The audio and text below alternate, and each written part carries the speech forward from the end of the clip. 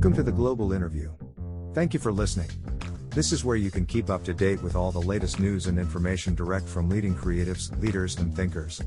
We can help to keep you right up to date with all the latest information from interesting people who make a real difference in this globally connected world.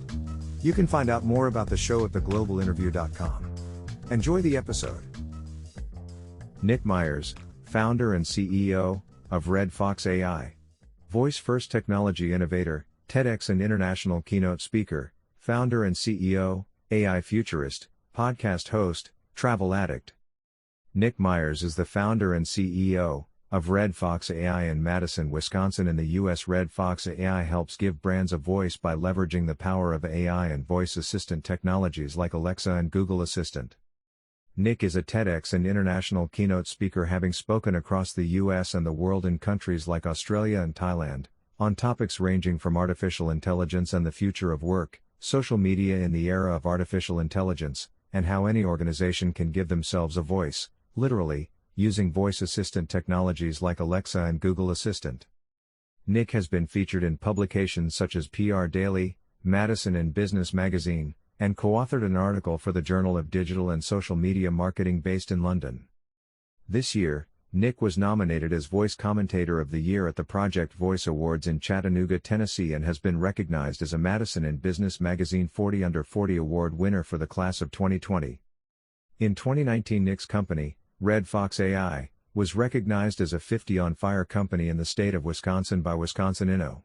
Nick also hosts a weekly podcast series called The Artificial Podcast, where he interviews people from around the world who are making waves in the artificial intelligence, voice first, and other emerging technology, as well as dives into various topics about AI, voice, and emerging tech to help everyone understand how these technologies are impacting our lives both personally and within organizations. Who do you most admire in business? A legend in business who fundamentally helped to reshape the world and empower people through technology that I admire more than any other is none other than the late Steve Jobs. To me, Apple products, specifically the products that Steve Jobs designed, have always been more than just a piece of technology. They are extensions of what it means to be a human being, an extension of Steve himself. An extension that represents his unwavering tenacity and persistence to keep creating and empowering people through technology. Steve had an ability to design technology in a way to always help achieve human outcomes. In 2005, Steve Jobs gave the commencement speech at Stanford University. It wasn't until 2011, after his death, that I had discovered a video of him giving that very speech. In that speech, he gave a quote that has stuck with me to this very day that I have embodied and have chosen to live my life by. Stay hungry. Stay foolish. What companies or brands do you like, or do you think are getting it right? This is definitely an interesting one. Personally, I think Microsoft is rocking it right now, and they have been for quite some time. It's funny because back in the mid-late 2000s, to think of Microsoft being a progressive and innovative company was a joke. Ever since Satya Nadella took over in 2014, the company has done a complete 360 degrees turnaround. They have invested heavily in cloud computing, becoming number 2 in the marketplace behind Amazon. They have made countless developments in AI and our tech. They are the only major tech company talking about AI ethics, and their CEO has taken an open borders stance by choosing to partner with other competitors like Amazon and Apple instead of siloing themselves. They also are the third tech company to have reached $1 trillion valuation behind Amazon and Apple. I was lucky enough to be able to tour their campus in Redmond, Washington a few years ago when I was visiting a friend who worked there, and all I can say is that they place a lot of focus on their employees and helping their employees succeed to become better versions of themselves. What is the best advice you ever received? The best advice that I ever received was from my good friend and mentor Miri Rodriguez. Back in 2017, we connected at an event in Madison, Wisconsin, and shortly after that she started helping me develop and build my personal brand. As I was explaining to her that I wanted to start my own company from scratch while also working to become a speaker, I will never forget her telling me, if you put in the work, anything is possible. As simple as that piece of advice is, it is the most powerful piece of advice that I have ever been given. These last few years, all I have been focusing on is putting in the work, and the results have shown. Put in the work. That's all that it takes to accomplish anything. What drives or motivates you each day? What drives me to wake up each morning is hoping that I can help make a difference in someone else's life by either helping to teach them something new, make them laugh, or help them gain a new perspective on something that they may not have had before. With the nature of the work that I do, my sole goal is to help empower everyone through emerging and innovative tech. This is what motivates me every day and helps to reassure me that I am doing what I was put on this earth to do. What are your thoughts on the future of social media? This is definitely a loaded question. Overall, I think we have still only scratched the surface of what social media is capable of. If you think about it, it has only been within the last few years that people have really started to raise concerns and question things about platforms like Facebook, Twitter, LinkedIn, and Instagram and the impact that they are having on society and our species. Social media has allowed every human being to connect with every human being, which is amazing in so many different ways, but extremely harmful at the same time. I think we are going to see a shift from mass social media where everyone needs to be connected with everyone to more localized forms of social media where people begin to focus and hone in on the people that really matter to them, and who can offer them genuine value as opposed to being in a consistent state of FOMO, and trying to connect with everyone. Have you heard about the TikTok platform? What are your thoughts about it? As a matter of fact, yes. Back in late 2018, my best friend actually told me about it and started sending me videos. I thought the concept was neat and you could definitely tell that there was a younger audience experimenting with it. Fast forward to 2020 and TikTok has now become the fastest growing social media platform on the planet. Having a background in marketing is definitely a platform that I would recommend brands begin to take a hard look at, specifically if they are seeking to engage with Gen Z and younger audiences. Personally, I think the videos are hysterical, and we may even be creating an account for our company in the coming months. Do you have a mentor or mentor anyone? I do have a mentor, well, a series of mentors to be honest. Miri Rodriguez, whom I mentioned above, I would consider to be my first real mentor. As the years have passed, I have connected with many amazing people from around the world who all have been a mentor to me in some capacity: Coraine Woodman-Holubeck, Bruce Holubeck, Mireille Ryan, Ming Johansson, Scott, and Susan Westwater, and Neil Mathweg, just to name a few. As for me, I currently do not have any official mentees. However, I do have a monthly meeting set up with a young entrepreneur whom I met on LinkedIn last year, and he and I hit it off immediately. Since April of last year we have become quite good friends and have very much supported one another's goals and ambitions. I probably learn from him just as much as he learns from me, to be honest. How do you network? One answer: LinkedIn. Well, LinkedIn, when used effectively. I cannot even begin to express how much becoming active on LinkedIn changed my life. My intent with LinkedIn has never been to sell anybody anything. I search for and connect with people whom I have a genuine interest and whom I think I can learn from. Some of my best friendships have come from being active on LinkedIn, sending someone a message, and then taking the conversation offline. More often than not, the offline conversation turns into an in-person meeting eventually. Twitter has also been a really powerful networking tool, especially in the AI and voice space. Twitter is mostly where everyone hangs out, so it is very easy to meet others and strike up a conversation that then can be taken offline. How did you get into this line of work, and what advice would you give to someone looking to get into the same line of work? To be honest, I'm more or less wound up in AI and voice because I made it happen. I did not graduate from university with a degree in any STEM field.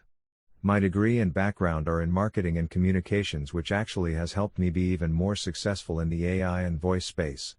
Back in 2017, I started a digital marketing company, which at the time was named RedFox Creative, with my best friend. From there we began to work with VR technology and dabbled a bit with 360 videos. Long story short, the market just wasn't there for what we were trying to do at the time, and my best friend ended up departing the company. I decided to keep on running with it, and in December of 2017 received my first Amazon Echo as a gift for Christmas. I had seen the devices on TV and truthfully just thought they were cool gimmick without any real value. Then, in January of 2018, on a very cold winter day in Wisconsin, I decided to use my new Amazon Echo to order myself some toilet paper so I didn't have to leave my house and freeze to death. After that one experience, the light bulb went off and the rest is history. I started to dive deeper into AI and work to teach myself everything that I could about the field. From there, I took a specific interest in voice assistant tech and ultimately pivoted my business towards AI and voice. Early last year, my best friend returned to the business that we renamed to RedFox AI, and he has been our CTO, developing Alexa skills and Google Actions ever since. If I were to give any advice to anyone seeking to get involved in the AI and voice space, it would be to just learn. Learn everything you can about the technologies first before getting yourself in too deep. There is a lot of misinformation floating around these days, and you can do both yourself and everyone else a favor by finding quality resources that you can use to educate yourself. If a communications major can learn about AI and voice without going through any formal education, then you can too. What do you wish you had known when starting out? I wish I would have known how long it would take to get a business up and running from scratch. We see companies like Amazon and assume that they were always this gigantic behemoth, but that couldn't be farther from the truth. Most people never think about the countless hours and endless nights of no sleep that are required to get there. It is a commitment unlike any other. All companies, no matter the size, start out small and must work their way up with a lot of patience and persistence. For me, learning how to be patient was a feat, as I was never a patient person growing up. I always wanted everything right now, and to some degree I still do, but at the same time I now know that the journey is what matters more than reaching the end. What's the most common reason for people failing or giving up? I think the most common reason that people give up is the lack of persistence. Many people do start businesses, but many people also fail rather quickly because the moment doesn't go the right way, they give up. Any goal in life requires passion, determination, and persistence above all else. If you get knocked down, you can have your moment of weakness, but then you best be sure to stand right back up, learn from your failure, and start again. What are you most proud of in your life? For me, I am most proud of all of the authentic and genuine relationships that I have been able to build over the years. I am proud that I can call so many people from around the world, friends. Amazingly, we live in a day and age where I can communicate and interact with someone from Australia or Thailand in my living room through a webcam using the internet. I am proud that I have a family who gave me everything growing up, but who also taught me the value of hard work, and that if you want to do anything, you need to make it happen for yourself. I am grateful that I have a best friend whom I consider to be a brother, who has always been my number one cheerleader and who has never stopped believing in me. Money and power are great, but if you don't have amazing people to share it with, what's the point? How do you define success? This is an interesting question because honestly, I don't think there is a definition of the word success. I think each one of us is on our own unique journey, and what we consider to be a success is individual. To one person, becoming married and raising a family is a success.